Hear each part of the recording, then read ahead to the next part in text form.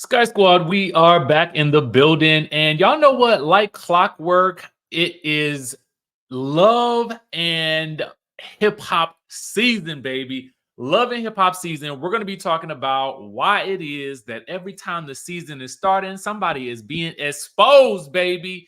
And we're not talking about Kim Zolciak and Kenya Moore just yet. But we are going to be talking about what's going on down in the streets of Atlanta with love and hip hop. And before we get into that, we are also going to talk about Kim Zolciak and Kenya Moore. Okay. If you guys haven't subscribed to the channel, go ahead and do so right this second, y'all. Go ahead and do so. Hit that subscribe button, hit that notification bell button. Join the Sky Squad community, baby. We have got the Debs House recap episodes 5 and 6 up in the community, baby. Go ahead and tap into that. It's in your inbox.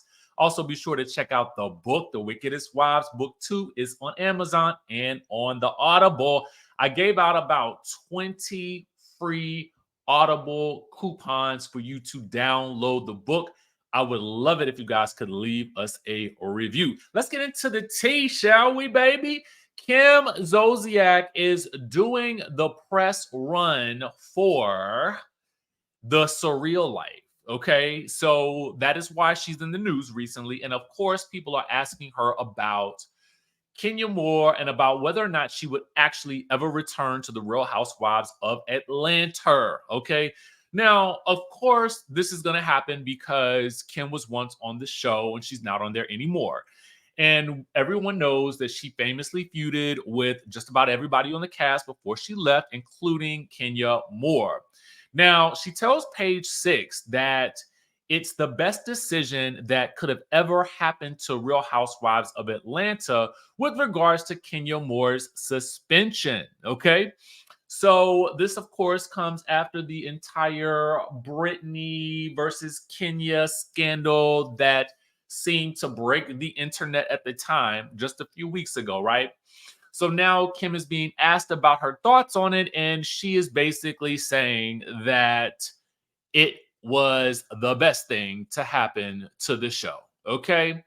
She really talked about, not getting along with someone and having to then, interact with them on the show. And here she says that she would never, ever, ever go back to Real Housewives of Atlanta because she still has PTSD from the show.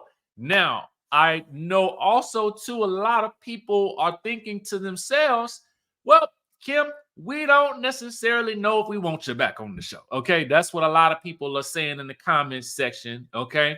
So I want to shout out our friends over at the Jasmine brand, who is back to posting on their original page. Be sure to take note of that. This will be in the description down below. And I also want to take things over to our friends over at Mr. Housewives. Okay. Because Kim says she'll return to Real Housewives of Atlanta in a separate interview only if Phaedra Parks is brought back. Now, we had also talked about how Phaedra was allegedly in negotiations or talks or something like that to come back to Atlanta. And she tells E! News this. I know Portia Williams is back, who I love to pieces, and I absolutely adore her. And I'm like, since when, Sway? Anyway, she's hysterical, happy for her, and love that she's back. I heard rumors that Phaedra Parks might return, which I would be totally game for too, because she's amazing. Last we saw Kim and Phaedra interacting, Phaedra and her, they was getting into it about Phaedra's pregnancy. That's the last thing I remember. That was umpteen years ago. So, but I don't know what's going on down in the streets of Atlanta, and I don't know how the people, you know what I'm saying, mix it up and mingle, when they're not on camera. So I don't really know. She continues on by saying, I've been saying that I would never return, as I told you guys, she said earlier in the interview with Page 6. And then she says, but as I'm talking right now, I think I might think about it because these two are too funny and lighthearted people. Portia and Phaedra might do it for me. We'll see. I'd have to seriously consider it. One thing that I just don't do well with and never have is the negativity and the drama. I'm a pretty positive person, except for when you're dealing with Croy, okay? And y'all got to be calling the police on each other. Anyway, she says, I love to laugh. I love to help people. And Housewives at times is extremely trying and very disappointing. I do like have PTSD from a lot of my experiences on the show too that I'm working through. Okay. Now, do you want to see Kim Zolciak back on your television screens on The Real Housewives of Atlanta? Will you be indeed watching The Surreal Life when it airs on what, tomorrow?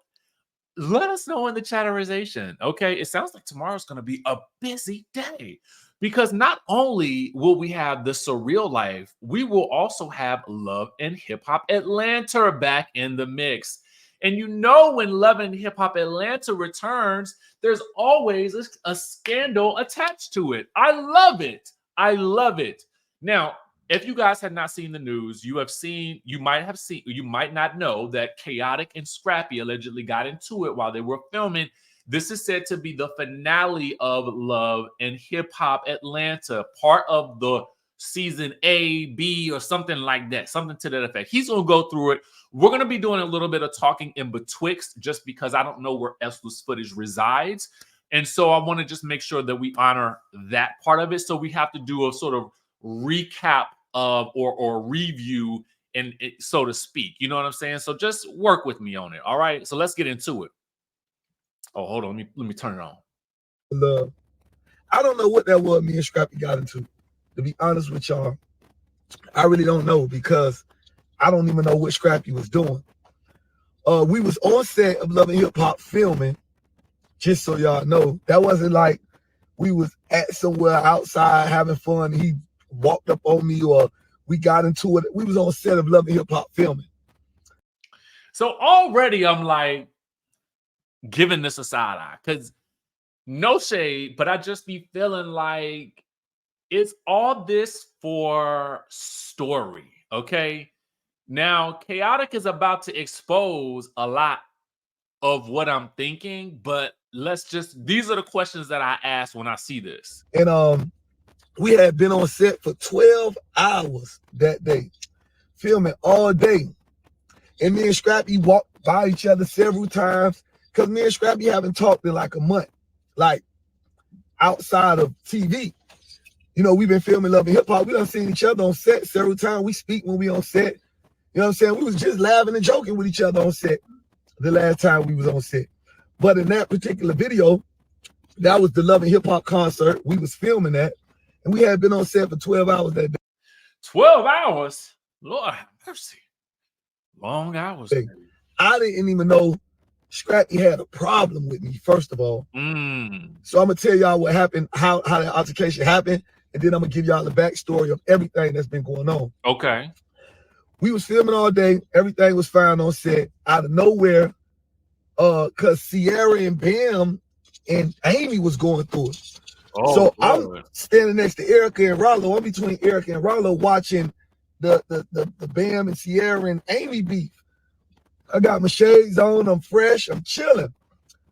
Out of nowhere, Scrappy just walked up on me security was holding him. And Scrappy was drunk. And Scrappy was already going through it with Sierra and Bam. And they was already having an altercation. So I wonder if Sierra and Bambi are back cool. Maybe they were, because I felt like they had stopped being cool for 1 minute. And then I know from the trailer, we saw Bambi and Amy Luciani going at it, but we don't know why. So now we know that's going to come to a bigger head later. And we now know that for whatever reason, Scrappy is getting into it with Bam and Sierra. I don't know why again. I thought Bambi had a new man. So I'm not understanding that. So he was drunk and out of nowhere, he just ran up on me like he had a problem, but security was holding him back when he ran up on me. He was telling security he was just coming to talk to me, but why would you run up like you ready to fight if you just coming to talk? First of all. Second of all, bro, you got my number. If you had a problem with me, we seen each other 10 times that day. If you my friend, if you got a problem, why you ain't been addressing? You could have addressed the problem countless times. You done seen me outside of Love and Hip Hop countless times. Why you ain't addressing? Why you wait till we get on the camera on set of Love and Hip Hop to act like we got a problem? knowing we don't got a problem. But do you indeed have a problem? Because there is going to be a problem that comes up. I don't got a problem with you, Scrappy. You know that. You like my brother. Nigga, I love you. So why you acting like it's a problem when it ain't a problem? Why would you get in front of the cameras on Love and Hip Hop and act like it's a problem and come up, run up like you bullying me or something when you know it ain't that? First of all, you know I don't fear no man. You know I don't fear no one. So let's get that out the play. Second of all, everybody that's seen that video, because it's like semi going viral. And I just want to say this, everybody talk about, oh, Scrappy, him and Scrappy get into it because he play too much. He bother Scrappy too much. He do too much. He too extra. He play homo games with Scrappy. And man, y'all can cut all that out. Because everything me and Scrappy did in a public eye to get lit together is what we both. What's a homo game? Yo, these people wild. That was our thing. I was the annoying friend. That was the role. Those were the theatrics. And Scrappy, me and Scrappy really, our vibes really been off since April. That what y'all feel. See, here's what we about to get into. Okay, some life lessons that I want you guys to take away from this situation. To realize, because when me and Scrappy was just friends, it was all cool. We used to have fun, hang out. That was what it was. But when we started doing business, when I said, "Hey, Scrappy, bro, this friendship can make us a lot of money. We could be like Gilly and Wallow. We could be like Mason and Cameron. We could do a lot from podcasting to YouTube, the whole 9 yards, right?" I say, bro, let's turn it up. I went and got us the show on Now That's TV. I'm going to tell y'all like this. You cannot make money with all of your friends, right? You just cannot do it. I mean, and listen, it's no shade to nobody. It is just everybody maneuvers differently when it comes to how they operate their business, right? One person is always 9 times out of 10 going to work a little bit harder than the other, okay? Unless you are just equally yoked, okay? So you have got to look at also, too, how they manage their own business. Does it feel sloppy? Okay. And I'm not saying this about Scrappy. I'm just talking to you in life. Okay. I want you to take that from this conversation. That was our first big bag together. I went to Now That's TV. I sat down with Now That's TV because Queen is my people. She was over there at Now That's TV. Tito, that's my dog. So I went to them to get us the show, right? The first meeting of us going to do the Now That's TV show, Scrappy ain't even show up. See, red flag number 1. The moment you can't show up to the first meeting, that tells me everything I need to know. That's what I'm saying. I sat down with him.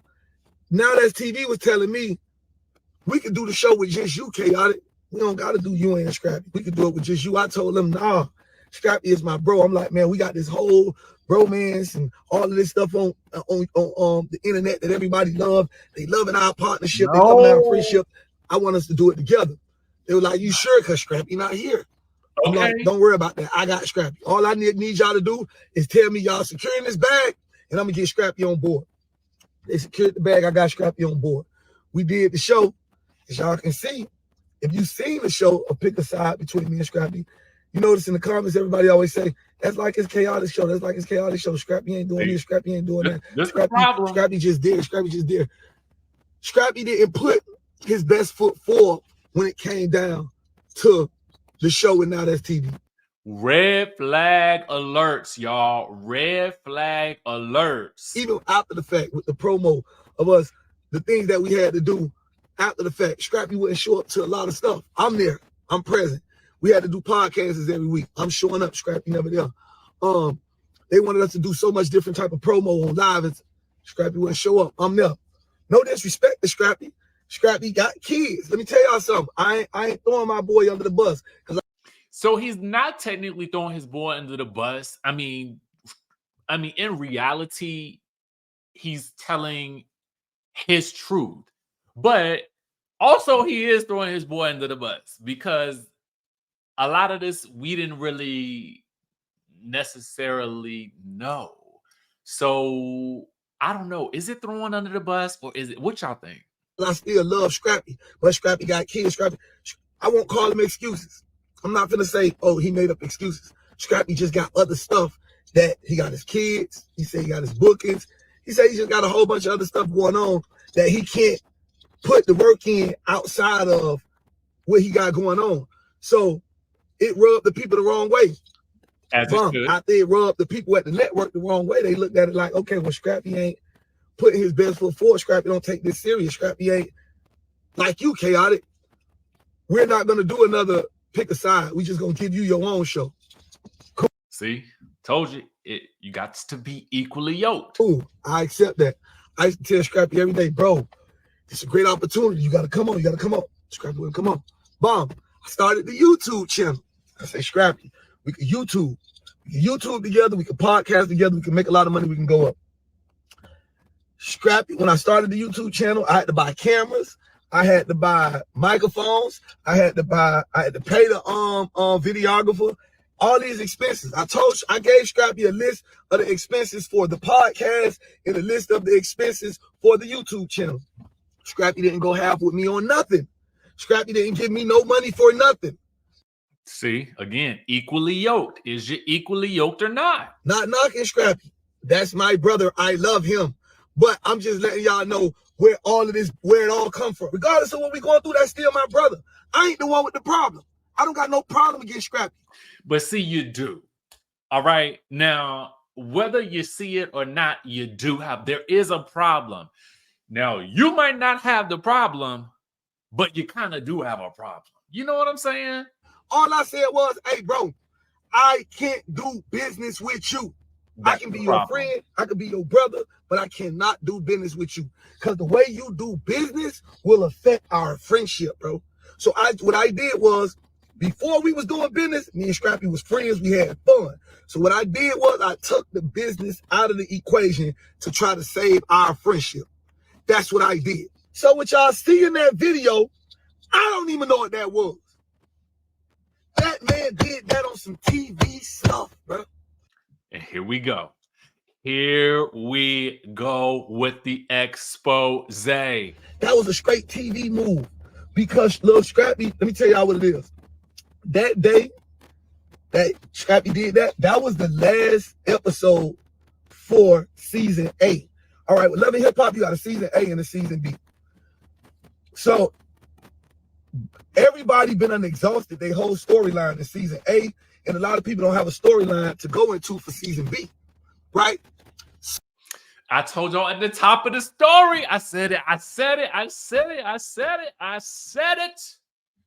So that's the last episode of season 8 that was filmed. Scrappy pulled that move on the last episode of season 8 so he could have a storyline to go into for season B.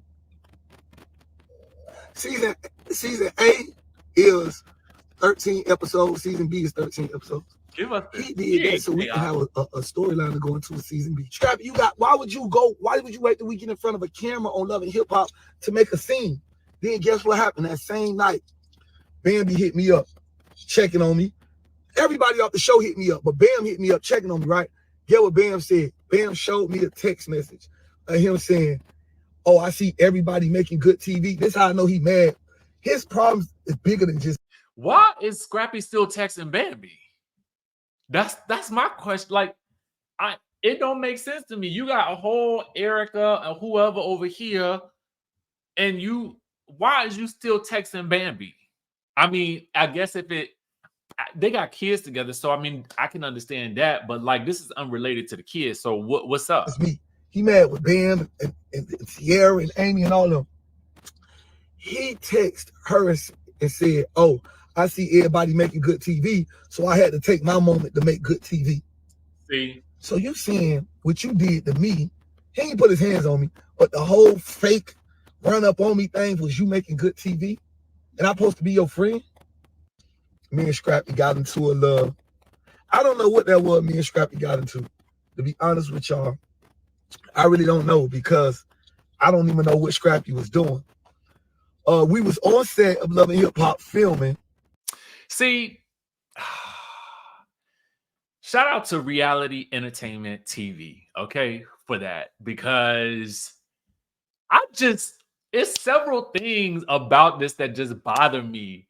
Like, we all know that there's some fakery that goes on with these stories and with these shows, but I don't know what's worse. Like, knowing that again, the timeline is that it's such that the show is about to air. This drama happens right in time for the show. Then, it goes viral. Then next, I don't know what's worse, that or then hearing that, oh, what he did was on some fake stuff. It was on some for storyline stuff. Like, it's like a catch-22. It's the catch-22, man. You can't even make this stuff up, man. I don't even know what y'all think. Let me know in the comment section down below. Of course, like I said, make sure you guys tap into the Skye Squad members community where we talk about, listen, some shenanigans happened on Dev's house. We talk about that. So get into that. Make sure you guys tap in for Thailand. In March, we got that going. We got a couple of extra spots left open for early bird pricing with $200 off. And then, of course, like I said, we're also going to Bali. We got a couple of more spots open for that. So make sure you guys tap in for all of that. With that being said, y'all, I gotta go and catch me. I gotta go catch basketball wives now. Okay, basketball wives. We'll talk about that tomorrow.